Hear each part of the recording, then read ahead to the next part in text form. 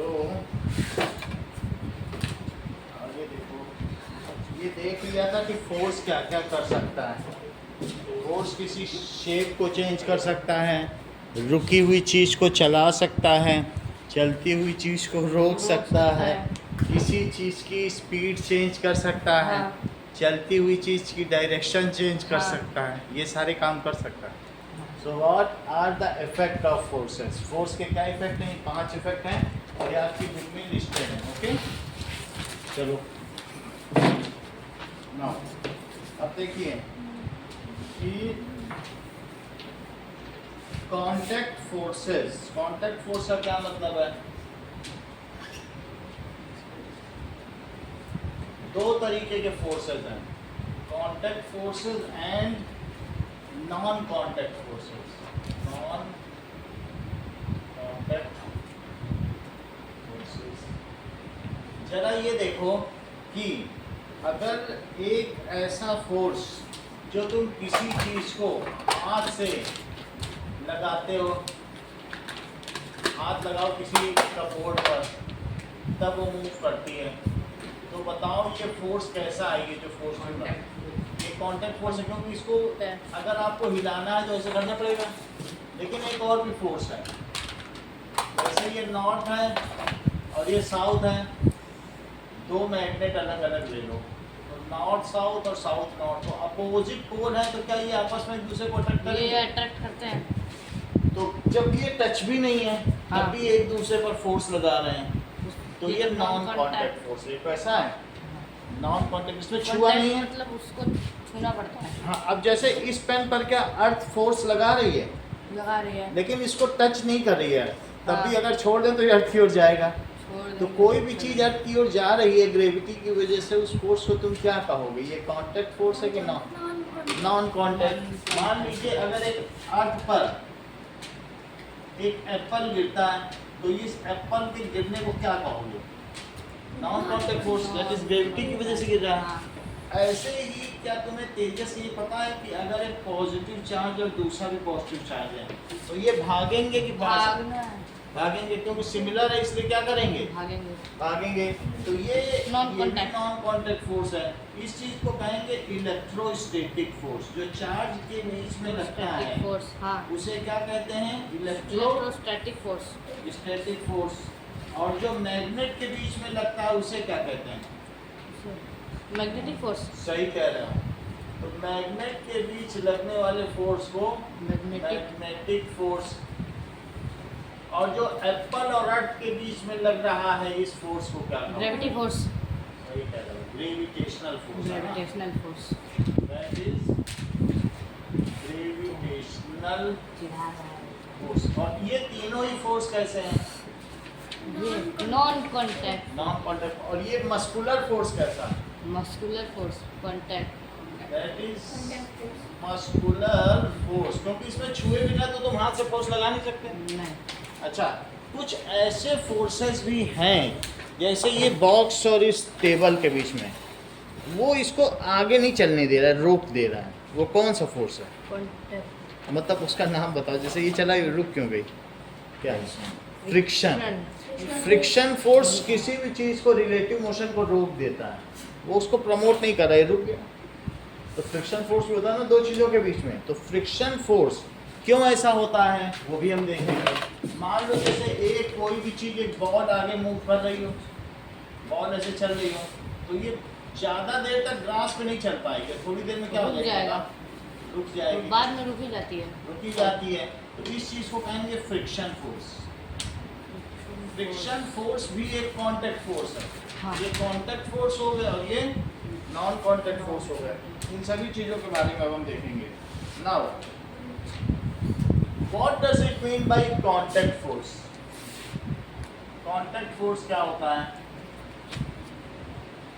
Force which cannot be applied without touching it. Force which cannot be applied without touching. अगर मान लो ये spring है और एक स्प्रिंग उसको तुम दबा दो हाथ से, तो वो क्या आपके हाथ में फिर प्रेशर लगाएगी? ऐसे दबाओ तो स्प्रिंग फिर बाउंस आपको करेगी। हाँ, दोबारा खुल जाती अगर है। आप तुम ऐसे दबा दो तो फिर खुल जाएगी। हाँ, तो बताओ स्प्रिंग फोर्स एक कांटेक्ट फोर्स है कि नॉन कांटेक्ट फोर्स? कॉन्टैक्ट। बिना छुए तो नहीं करेगी ना ये कुछ। नहीं। तो इसलिए स्प्रिंग फोर्स भी क्या हुआ? एक कांटेक्ट फोर्स हुआ। Force which cannot be applied without touching, बिना छुए अगर वो अप्लाई ना किया जा सके तो उसे क्या कॉन्टैक्ट कहेंगे? Force. Then it is called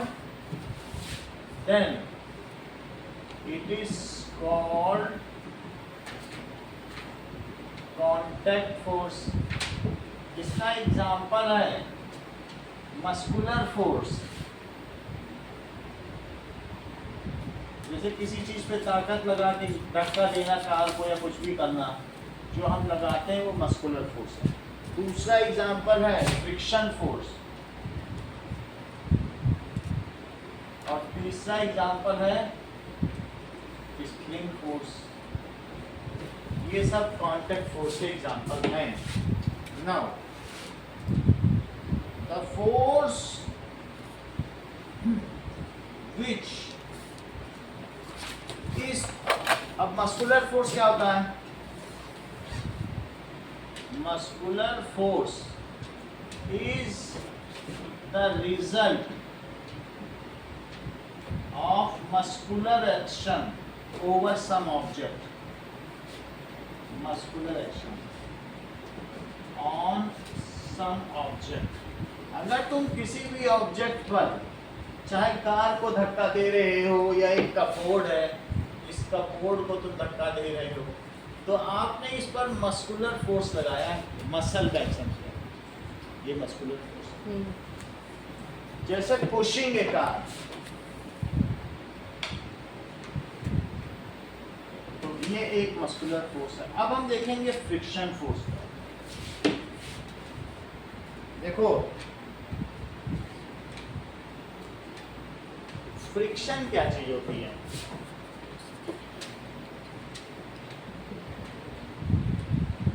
the force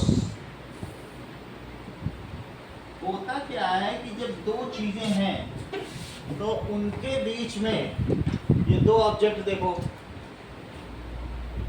ये दूसरे के ऊपर रखा है, तो जो ये इसके टच में है ना, यहाँ पर हाँ, कुछ इर्रेगुलरिटीज हैं, आपको दिखेगी नहीं, लेकिन यहाँ पर ये जो सरफेस है, यहाँ पर एक ऐसे ऐसे ऊंचा नीचा होगा, वो दिखता नहीं है, लेकिन बहुत ज़्यादा बहुत छोटा है। नैनोमीटर में है। अब इस वाले में भी है, तो उसकी वजह से जब इस पर मूव करेगी तो क्या होगा बताओ? ये ज़्यादा देर चल नहीं पाएगा, रुक जाएगा। चल नहीं पाएगी और रुक जाएगी, ऐसा होता है। हम देख नहीं पाते, जबकि इस बॉक्स में भी नीचे इरेगुलरिटीज होगी और इसमें भी होगी। ये बहुत स्मूथ थोड़ी ना है, स्मूथ दिख रहा है, तो नहीं है ना? हाँ। इस चीज को क्या कहेंगे? इसको कहेंगे इर्रेगुलर सरफेस। Irregular surface. और इसकी वजह से, और ये भी सरफेस कैसी है? ये भी इर्रेगुलर है।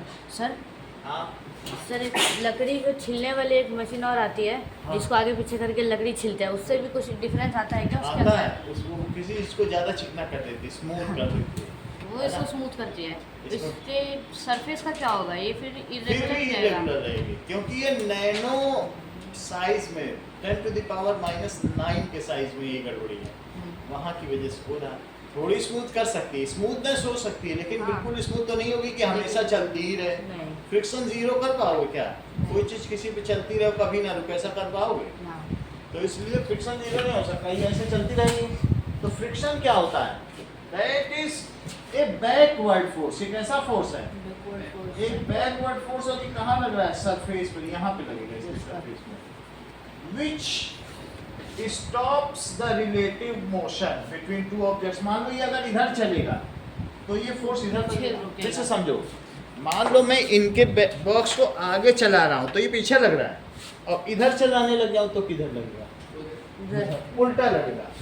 अ फोर्स विच एक्ट्स, मान लीजिए हेमंत मैं आगे चला रहा हूँ तो फ्रिक्शन किधर लगेगा? पीछे। A force which acts always opposite to motion. किसके अपोजिट काम कर रहा है? मोशन मोशन के ऑपोजिट। ठीक है, force which acts always opposite to motion opposite to motion. Between two objects in contact is called friction force.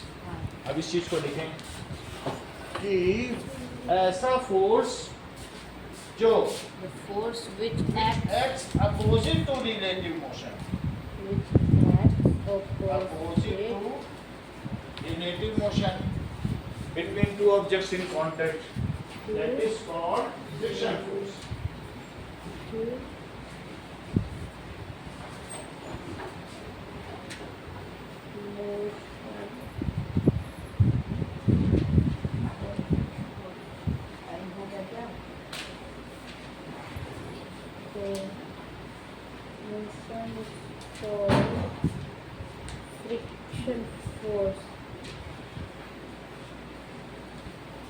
Friction force. Friction force का पूरा हो गया। ये लो ना, फ्रिक्शन फोर्स क्या है?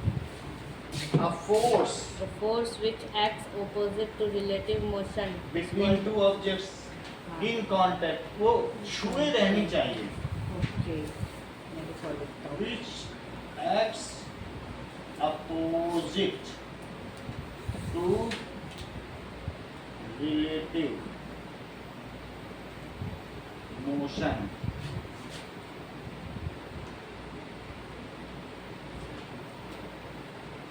between two objects in contact। ये देखो, मान लो ये हाथ इसके ऊपर चल रहा है, इधर देखो लगे, ये ऐसे चल रहा है, तो ये टू ऑब्जेक्ट्स इन कांटेक्ट है, तो इसके आगे आने से इस पे पीछे फोर्स लगेगा, हम इसे आगे ले जाना चाहे तो पीछे लगेगा। अच्छा, ड्यू टू फ्रिक्शन क्या होगा? हाथ ऐसे करोगे, गर्म हीट ज्यादा इज जनरेटेड, क्योंकि तुम इनके बीच के जो इरेगुलरिटीज उसे तोड़ रहे हो। ऐसा करके क्या कर रहे हो? बताओ, Opposite इरेगुलरिटीज को अगर इसको घिसते रहो तो भी बहुत सारे टूट जाएगा, तो उसकी वजह से क्या होगा? Due to friction heat is created. कभी कभी तो साउंड भी क्रिएट होता है, फ्रिक्शन की वजह से आवाज़ आती है कि नहीं? अभी घिसने लग जाओ इसी बॉक्स को इस पर, तो आवाज़ भी आएगी। Due to friction heat and drawer sound में भी यही होता है। ड्रॉर में भी यही होता है। ड्रॉर में भी होता है, तो लिखो ड्यू टू फ्रिक्शन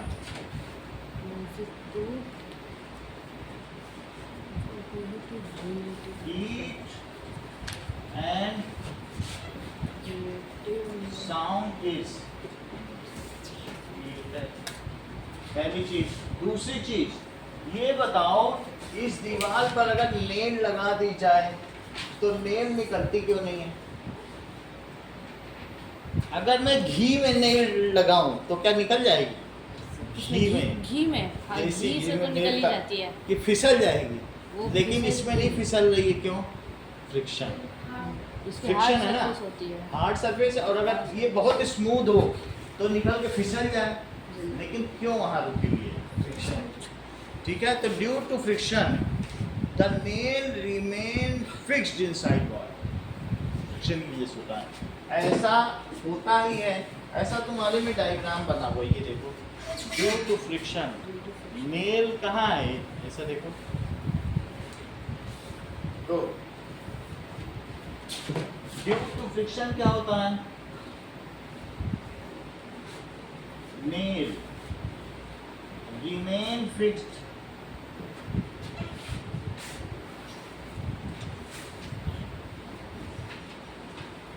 अंकित, ये बताओ, फ्रिक्शन हमें चलने में हेल्प करता है कि हमको चलने नहीं देता? फ्रिक्शन हो तो अच्छा है कि ना हो तो अच्छा है? हो तो अच्छा है। अगर जमीन में खूब सारा तेल और घी डाल दिया जाए, वो फिर अच्छा है कोई चलने समझ के नहीं लिए? पाएगा। कोई चल ही नहीं पाएगा। तो फ्रिक्शन हेल्प्स अस वॉकिंग, हमको मदद करता है। फ्रिक्शन क्या कर रहा है? Helps us walking. अच्छा, ये बताओ, जब तुम पेंसिल से लिख रहे हो कॉपी पे, तो अगर ये कॉपी बहुत फिसलने वाली हो, बिल्कुल जैसे प्लास्टिक हो, पॉलीथीन जैसे, तो वो उस पे अच्छा हमारा है। तो ग्रेफाइट का निशान लगता ये है। ग्रेफाइट का फिर नहीं लग पाएगा ना। नहीं। तो ग्रेफाइट रोल होती है, जब चलाते हो तो उस पर चलती फ्रिक्शन की वजह से चलती है, वो घिस के पतली हो जाती है। घिसती जाती है। हाँ। तो ड्यू टू फ्रिक्शन क्या होता है बताइए? Helps in writing. Writing. Friction होने की वजह से ही आपकी पेन की आगे बॉल लगी है, बॉल पेन होता है वो रोल होती है, फ्रिक्शन। इसके अंदर छोटी सी बॉल होती है, बॉल पेन का सबसे छोटा, कभी निकले तो देख लेना इतना जरा सा बॉल, गोल बोला आगे है ना। तो क्या है? Friction helps in writing.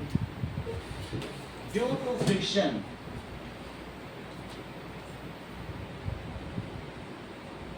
ठीक है, राइटिंग इज पॉसिबल, ये भी होता है। अगर मान लो ये बिल्कुल थोड़ा सा टेढ़ा हो जाए, जरा हाथ हटाना, हाथ हटाओ, ये थोड़ी टेढ़ी होती तो ये सब किताब फिसल जाती क्या अगर फ्रिक्शन ना होता? सब गिर जाएगी। सब गिर जाएगी, जरा सा भी तिरछा होगा ग्रेविटी से फिसल जाएगी। तो इसका मतलब क्या है? Due to friction things are stable at its place. जो चीज़ जहाँ है वो फ्रिक्शन की वजह से, नहीं तो वो वहाँ ना रहे। अब देखो ये सारी चीज़ें, तो फ्रिक्शन के कुछ अच्छे फायदे भी हैं, लेकिन फ्रिक्शन के कुछ गड़बड़ फायदे भी हैं। Friction is undesirable in machines. Machine घिस जाती है, अगर मान लो फ्रिक्शन होगा तो क्या होगा? क्या मशीन गर्म हो जाएगी? मशीन घिस घट घट घट घट घट घट घट घट चलती रहे और आवाज़ होती रहे, तो क्या तुम चाहोगे कि तुम्हारे पंखे में आवाज़ हो, मशीन में आवाज़ हो? चाहोगे? नहीं। अल्टीमेटली मशीन थोड़े दिन में खराब हो जाएगी, कोई भी मशीन हो। हाँ। चाहे तुम्हारी लेकिन साइकिल उसकी में आवाज़ भी बहुत कुछ ज़्यादा गिर गिर की आवाज़ हो, तुम चलाते रहो तो तुम्हें ठीक लगेगा? बहुत फ्रिक्शन है। So friction is undesirable. किसमें किसमें? इन व्हीकल्स। व्हीकल्स। मूविंग पार्ट्स में फ्रिक्शन जरूरी नहीं है, वहाँ तो वो उसे रोकेगा, दिक्कत कर देगा। हाँ। तो इसलिए फ्रिक्शन कहाँ कहाँ नहीं होना चाहिए? Friction is undesirable in machines. Fixed. ये देखो,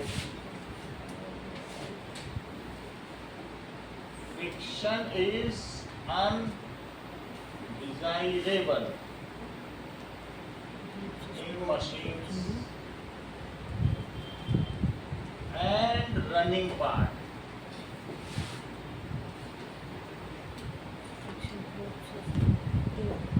अब देखो कभी कभी ऐसा भी हो जाता है कि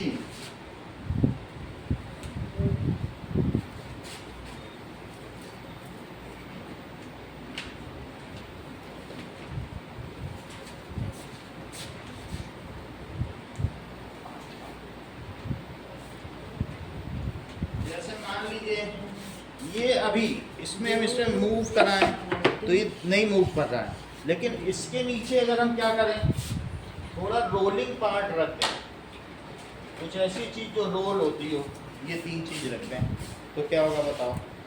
तो क्या इसका मूवमेंट, अभी ये स्लाइडिंग फ्रिक्शन है, कैसा फ्रिक्शन है? स्लाइडिंग। लेकिन ये तीन चीज Rolling। रखने पे ये रोलिंग हो जाएगा, ये रोल करेंगे नीचे के पेन।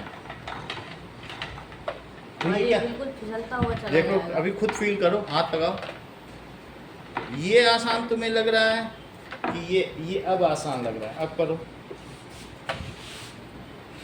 वो ज्यादा आसान था, एक बार धक्का देंगे सब आगे भाग है जाएगा। ना? तो वो ज्यादा आसान था। तो बुक में बना हुआ है कि जो रोलिंग फ्रिक्शन है इट इज लेस, रोलिंग में कम है। और ये देखो, ये जैसे एक मैग्नेट है तो दूसरा मैग्नेट उस पर फिसलता हुआ चला आ रहा है। ये मैग्नेट है, तो मैग्नेट में पेंसिल रख दी तो फिसल क्या जाएगा? तो रोलिंग फ्रिक्शन कम हो रहा है। और स्लाइडिंग में देखो ये कितनी दिक्कत हुई। रोलिंग फ्रिक्शन देखा ना आपने, तो रोलिंग फ्रिक्शन कम है। और ऐसे सीधे होता तो जमीन में क्या मैग्नेट आ पाता? नहीं आ पाता। ये रोलिंग में तो फिर जल्दी भाग के चिपक हाँ, जाएगा। तो rolling friction is less than sliding friction. कहने का मतलब है कि स्लाइडिंग फ्रिक्शन इज मोर। अगर तुम इसको ऐसे करो और दूसरा है कि तुम इसके नीचे क्या रख दो, बहुत सारे पेंसिल रख दो, तो क्या होगा? इसको कहेंगे स्लाइडिंग फ्रिक्शन। सॉरी, इसको क्या कहेंगे? रोलिंग, ये रोल कर रहा है, रोलिंग फ्रिक्शन। और इसे क्या कहेंगे? Sliding friction. Sliding friction. Sliding friction is more, ये जल्दी रुक जाएगा जबकि ये ज्यादा देर चलेगा। तो स्लाइडिंग फ्रिक्शन। अच्छा, फ्रिक्शन पीछे की ओर ही लग रहा है हमेशा, यही है friction. Sliding friction is more than rolling friction. अब देखो, तुम एक पहिए को बस सीधे सीधे बोलो कि ये जाए, ऐसे सीधे, वो अच्छा है कि एक रोल करता हुआ पहिए को भेज दो, ऐसे डंडी मारो रोल करो, ये ज्यादा दूर जाएगा। 2 किलोमीटर तक जा सकता है ज्यादा दूर तक बिना। ये तो यही ऐसे ही, तुम सोचो ऐसे ही खिसका दें तो खिसका देने से रुक जाएगा, तुरंत ही रुक जाएगा, वो चलता चला वो जाएगा। चलता चला जाएगा। तो इसको कहेंगे ये स्लाइडिंग है, ये रोल कर रहा है, ये रोलिंग फ्रिक्शन। ये कैसा है? Rolling friction. फिर से देखो, जैसे ऐसा हो, ये कौन सा है? रोलिंग। ये स्लाइडिंग। स्लाइडिंग कम है, और ये वाला ये जल्दी चला जाएगा ऐसे पहिए पे डंडी मारो, भागता चला जाएगा और बिना कोई एक्स्ट्रा एफर्ट लगा दूर चला जाएगा। तो इसका मतलब है रोलिंग फ्रिक्शन इज लेस, तभी तो दूर जा रहा है। हाँ, तो इसीलिए पहिए का जो आविष्कार हुआ है, इसने हमारे ह्यूमन रेस को बहुत ज़्यादा मदद, व्हील का आविष्कार, व्हील ने हमको रोलिंग फ्रिक्शन दिया। हाँ। और नहीं तो सब स्लाइड करके चलते थे, स्लेज गाड़ी थी, कुत्ते खींचते थे। कुत्ते खींचते थे। हाँ, अब देखो ये रोलिंग फ्रिक्शन, ये कैसा है? स्लाइडिंग। Sliding friction. जिन कुत्तों को हमने डोमेस्टिफाई कर लिया, वो जिन भेड़ियों को हमने डोमेस्टिफाई कर लिया, वो कुत्ते कहते हैं। हाँ। है ये वुल्फ की कैटेगरी। हाँ, वुल्फ जो हमारे साथ रह गए वो डॉग्स हो गए, हाँ, और जो जंगल में रह गए वो वुल्फ। वुल्फ है। अब आगे देखिए, कुत्ते की प्रजाति है। बिल्कुल। अब देखिए, जो ऑक्स का या बुलक्स का, या जो भी बुलक कार्ड्स होती हैं, बुलक्स हाँ, बैल का, बैल। उनका मस्कुलर फोर्स की वजह से हम क्या कर सकते हैं? कार्ट चला सकते हैं। जो गाड़ी चलती है हाँ। वो किसके मस्कुलर फोर्स की वजह से चलती है? बैल के। दैट इज बैल की मस्कुलर। एक कार्ट दिख रही है ये है। और उसमें वो जानवर उसको खींच रहा है गाड़ी को, तो ड्यू टू मस्कुलर फोर्स हमने देख लिया। अब आगे देखो, force of friction always acts in dash direction of motion. Opposite. तो ये बुक में बहुत इसको बोल्ड लेटर से लिखा है, लिखो, force of friction always acts to direction of motion.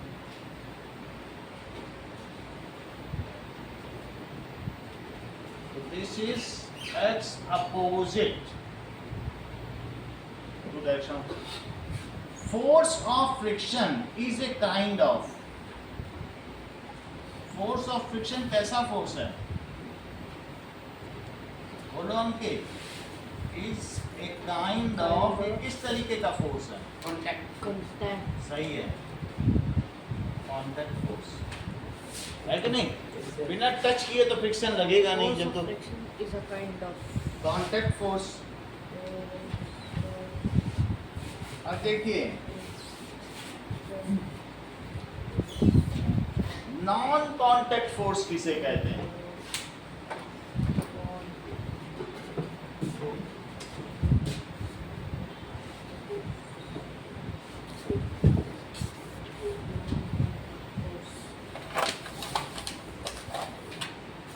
पहला सवाल आपको करना है कि define contact force, friction force और मस्कुलर फोर्स।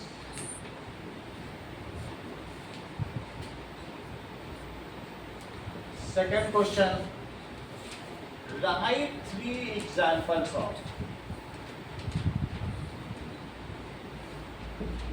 contact force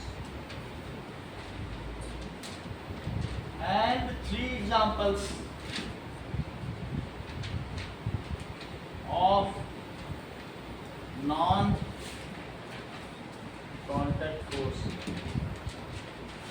तीसरा सवाल ये है जिसमें ये बताना है आपको ए बी और C, that is sliding friction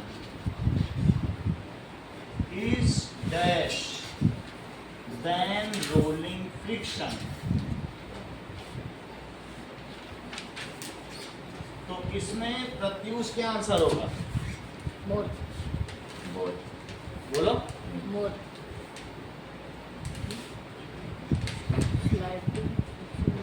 आप बताइए। हाँ Lovelesh. Sliding friction is dash than rolling friction.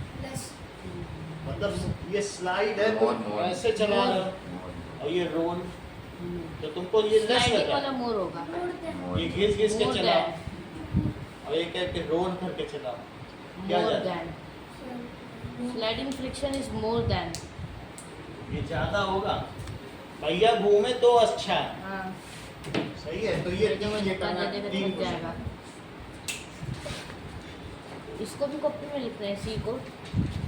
अभी तो इन्होंने करके देखा, इसको इसके नीचे रोल कराया था। हाँ, सी को भी कॉपी में लिखना है क्या सर? हाँ सी को हाँ, सी को भी लिख लो और उसको पेपर पे करो। स्लाइडिंग फ्रिक्शन इज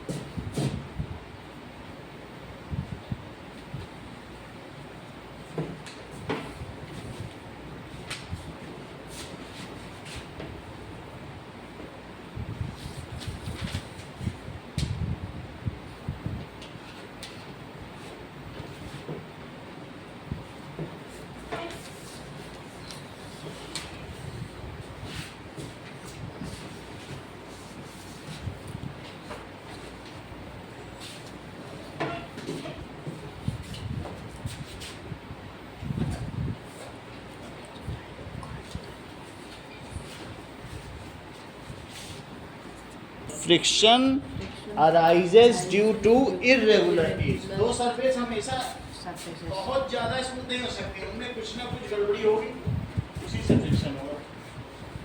अब देखें नॉन कांटेक्ट फोर्स पर ध्यान दो। Non contact force, the force which can be applied, which can be applied, ठीक है, at a distance is called non contact force। Example, gravitational force।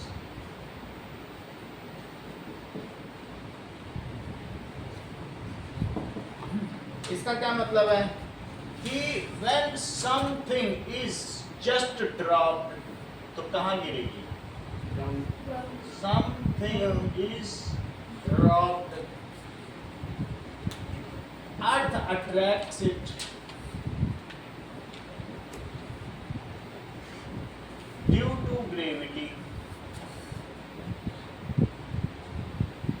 और ये कैसा फोर्स हुआ? It is non contact force. तो ग्रेविटेशनल फोर्स एक non contact force है। दूसरी चीज मैग्नेटिक फोर्स।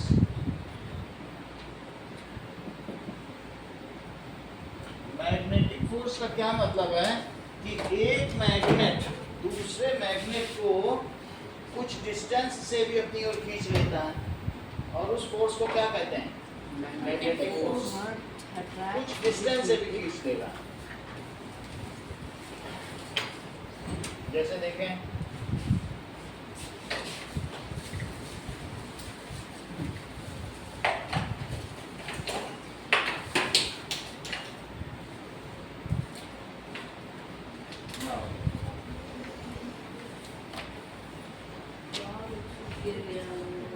तो ये देखो, तुम इस मैग्नेट को फील करो, क्या ये अपनी ओर एक दूसरे को खींच रहे हैं?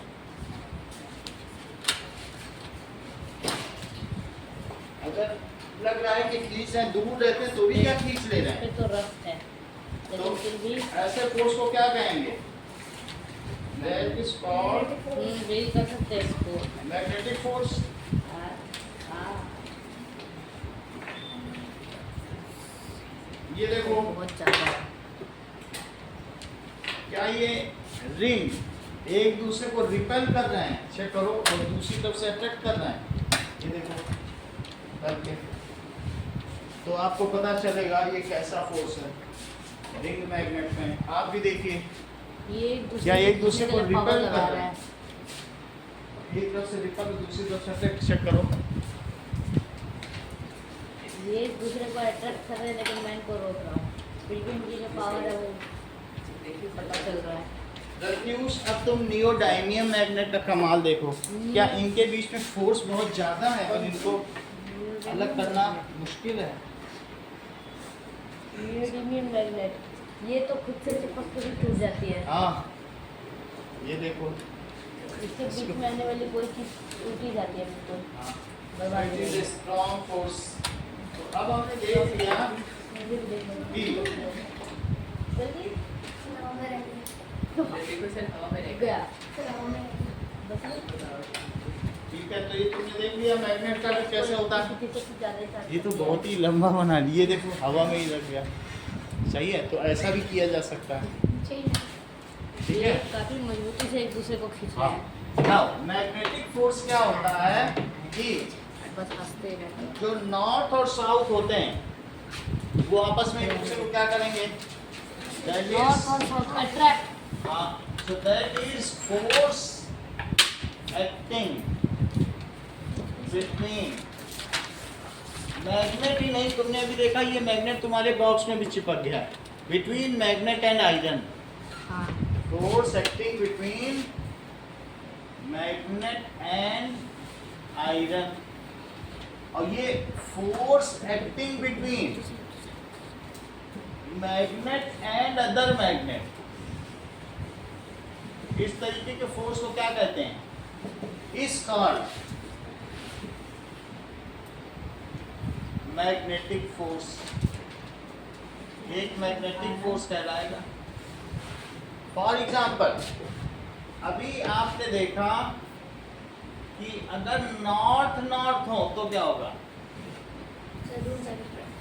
ये भागेंगे। अभी तुमने जैसे रिंग का काम किया ना, भाग रही थी रिंग, तुमने पेंसिल पे डाला नॉर्थ था, नॉर्थ तो रिपेल करते हैं एक तो दूसरे को। रिपेल हो जाएगा।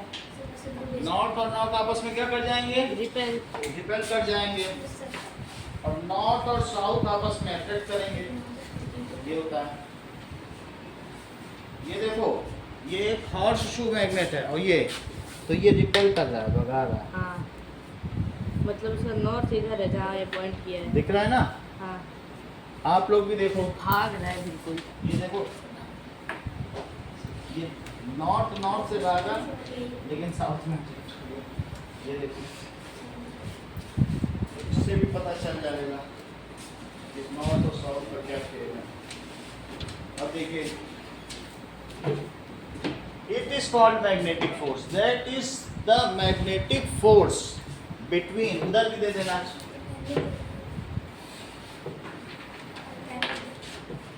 अच्छा, अब इलेक्ट्रोस्टैटिक फोर्स देखो, electrostatic force, force acting between charges, force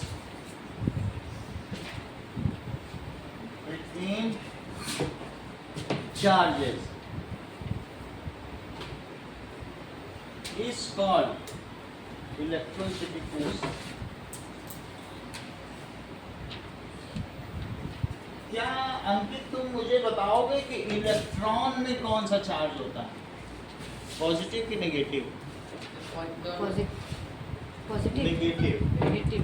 electron proton में तो contains- पॉजिटिव होता है, ये इलेक्ट्रॉन है। इलेक्ट्रॉन है नेगेटिव चार्ज, और बोलो प्रोटॉन प्रोटॉन पॉजिटिव होता है। पॉजिटिव, और न्यूट्रॉन न्यूट्रल, न्यूट्रल। उसमें कोई चार्ज नहीं, ठीक है, हाँ, that is neutron. Electrostatic force. अच्छा, कोई भी चीज किससे मिलकर बनी होती है? एक एटम, एक सबसे छोटा कोई भी कोई भी चीज है, ये यहाँ तक कि ये डेस्क है, ये सारा Nucleus। हर एक चीज एक एटम से बनी है। किससे बनी है? एटम। अच्छा, एटम के सेंटर में कौन कौन होते हैं? प्रोटॉन होते हैं और न्यूट्रॉन। न्यूट्रॉन होते हैं। ये एटम है, ये क्या है? एटम से ही मिलके सब पूरा सारा संसार बना। हाँ। ये छोटे छोटे जो हमें दिख नहीं सकते वो इतने छोटे हैं, लेकिन उस एटम के अंदर क्या होता? प्रोटॉन और न्यूट्रॉन है सेंटर। अभी इन्होंने क्या बताया? न्यूक्लियस। इस चीज को क्या कहते हैं? न्यूक्लियस। और इसके चारों ओर चक्कर कौन लगाते हैं? बोलो। इलेक्ट्रॉन। इलेक्ट्रॉन चक्कर लगाते हैं। और अभी अभी तेजस ने क्या बताया? सेंटर में क्या होता है? सेंटर में न्यूक्लियस होता है। न्यूक्लियस में लवलेस कौन कौन सी दो चीजें होती हैं? अब चक्कर कौन लगाता है? इलेक्ट्रॉन में कौन सा चार्ज होता है? प्रोटॉन में कौन सा चार्ज होता है? पॉजिटिव। न्यूट्रॉन में कौन सा चार्ज होता है? नहीं, कुछ नहीं होता, न्यूट्रल। न्यूट्रल। तो इसमें है नेगेटिव चार्ज। इसमें कौन सा चार्ज है? Negative charge. इसमें पॉजिटिव चार्ज। और ये कैसा है? न्यूट्रल। पॉजिटिव। अच्छा, ये बताओ कि दो इलेक्ट्रॉन आपस में एक दूसरे को क्या करेंगे? दो इलेक्ट्रॉन रिपेल। क्योंकि सिमिलर चार्जेस रिपेल। और अब दो प्रोटॉन आपस में एक दूसरे को क्या दो करेंगे? प्रोटॉन रिपेल कर सकते हैं। रिपेल करेंगे तो फिर से सिमिलर हो गए। हाँ। और एक प्रोटॉन और एक इलेक्ट्रॉन वो क्या करेंगे? समझ आ रही बात? ये अट्रैक्ट करेंगे एक दूसरे को। तो लिखो कि similar charges repel each other. Minus plus है। Minus plus similar charges repel each other. और यहाँ पे क्या लिखोगे? अपोजिट चार्जेस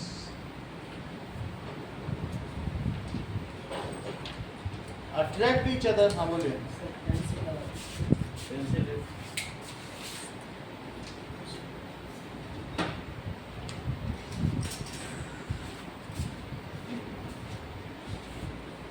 अपोजिट चार्जेस क्या करेंगे?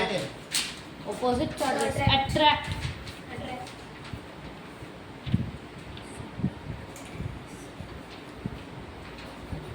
अब देखिए, अब हम लोग देखेंगे इलेक्ट्रोस्टैटिक फोर्स होता क्या है। मान लीजिए हेमंत के बाल में तेल नहीं लगा है ना? लगा है? नहीं लगा। तो ये देखो, ये एक इलेक्ट्रोस्कोप है, गोल्ड लीफ। इसमें सोने की पत्ती लगी हुई है नीचे, ठीक है? ये जो सब नीचे में। अब हम लोग इसको फ्रिक्शन से इसको क्या करना है? इसमें चार्ज ले लेना है। हाँ, इसमें चार्ज आता है, इससे पेपर भी उड़ जाता है, इससे चिपक जाता है। ये देखो, अब क्या ये क्या हुआ? हट गया। ये रिपेल कर रहा है क्योंकि ये इलेक्ट्रॉन इसमें भी चला गया, इसमें भी। हाँ। इससे होके दोनों गया तो दोनों रिपेल हुए। हाँ।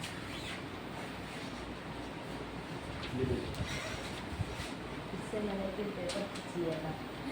हाँ। तो ये बलून में भी क्या जाता हो रहा है कि नहीं? तो उससे क्या पता चलता है कि ये एक तरीके का सेम इलेक्ट्रॉन दोनों में चला गया, फिर वो बाहर के ना। तो अब देखें,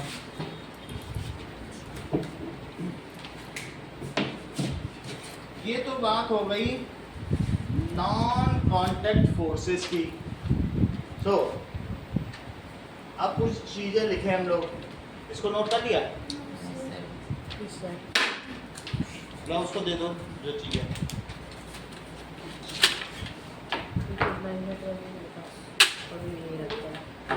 घड़ी के पेज है, ला। ठीक है। और एक और रिंग में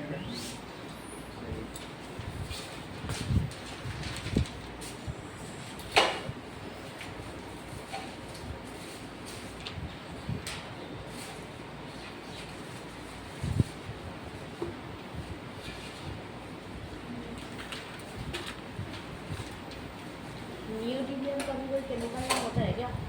नियोडिमियम एक एलिमेंट ही है, कोई केमिकल नहीं, खुद एक एलिमेंट।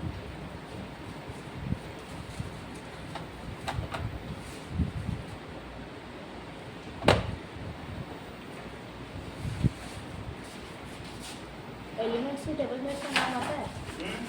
एलिमेंट्स के टेबल में इसका नाम आता है? एलिमेंट्स में ना हाँ। एनडी, ये देखो न्यूडीनियम एनडी, ये एनडी लिखा हुआ है। क्रिस्टोडाइनियम क्लोरल है। अब अगला देखो,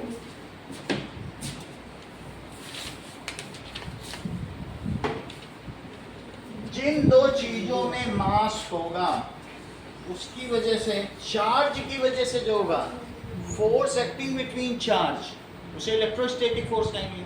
और दो चीज में मास हो, जैसे सन है और अर्थ है, मास होना चाहिए, वजन, तो उसमें ग्रेविटेशनल फोर्स आएगा।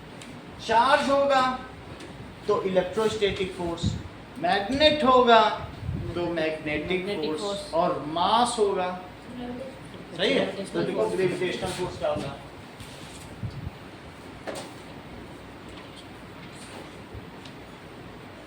फोर्स, ये अट्रैक्शन फोर्स होता है, ये रिपल्सिव कभी भी नहीं होता।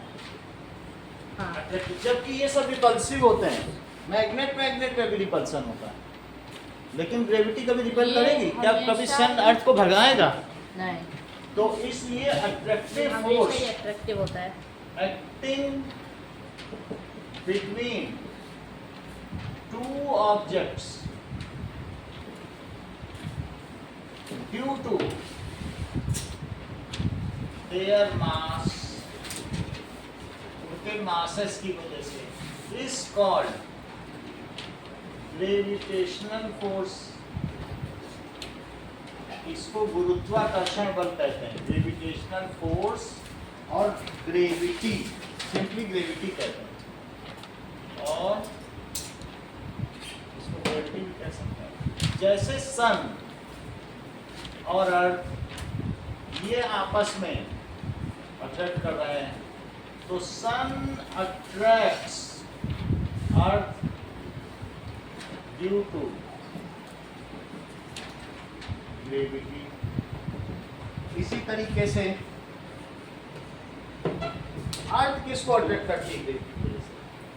हाँ, तो earth attracts moon due to gravity and we are bound to earth. Why? Due to gravity. नहीं तो हम लोग एक बार उछले, पता चला ग्रेविटी से बाहर, गलती से जिंदगी में उछल लिए तो गए। उड़ते हुए चले जाएंगे बिल्कुल। हाँ। तो इस तरीके से हम लोग को पकड़ पकड़ के चलना पड़ेगा, ठीक है? तो इसलिए अर्थ और मून,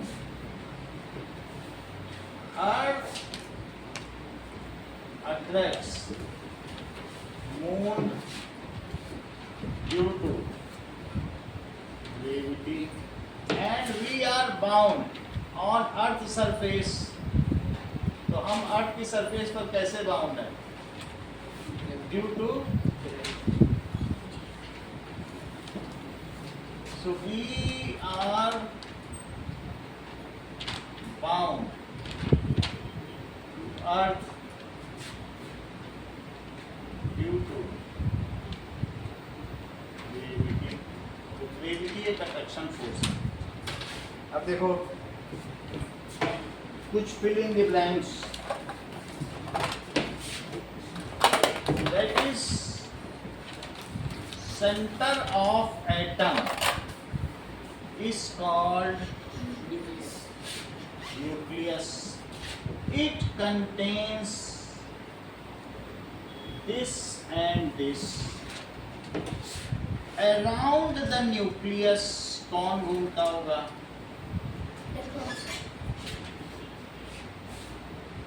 सर इसको पेपर में करना है? हाँ।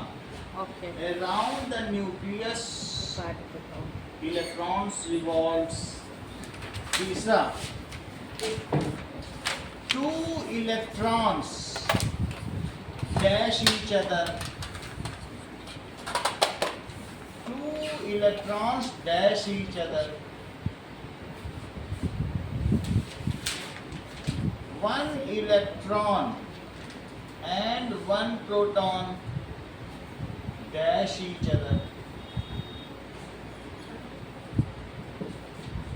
ठीक है? Electrostatic forces either dash or dash. Magnetic force is either dash or dash. Gravitational force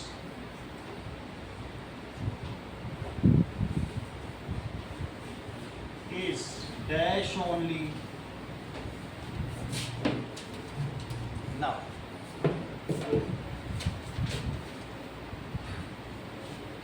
make the direction of force in following. Question है, make direction of force. ये ऑब्जेक्ट जा रहा है इसके ऊपर ऐसे, तो ड्रॉ फ्रिक्शन फोर्स.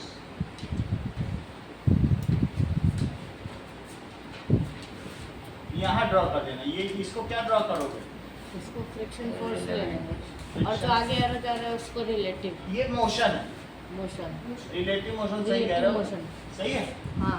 अच्छा, टी में आपको ड्रॉ करना है कि अगर ये नॉर्थ है और ये साउथ है, और ये नॉर्थ है और ये साउथ है, तो तुम्हें ये पता करना है ये अट्रैक्ट करेंगे या रिपेल. अब अगर अट्रैक्ट कर रहे हो तो ऐसे कर देना, और रिपेल कर रहे हो तो ऐसे. वो तुम्हें करना है, क्या करना. एक चीज कोई हो, मतलब दोनों को ड्रॉ करके एरो बनाना है. कौन सा एरो है वो तुम्हें बनाना है. अच्छा, सी इलेक्ट्रॉन और इलेक्ट्रॉन, इसमें भी एरो बनाना है, और इलेक्ट्रॉन और प्रोटॉन इसमें. डिफाइन, ये क्वेश्चन नंबर 1 है. क्वेश्चन नंबर 2 क्या है? Define non contact force, gravitational force.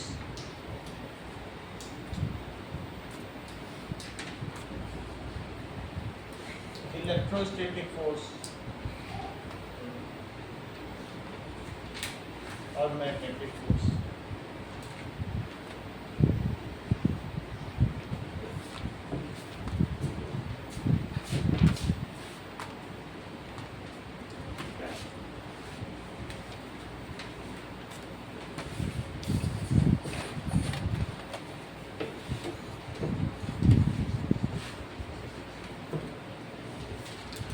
This is question number 2.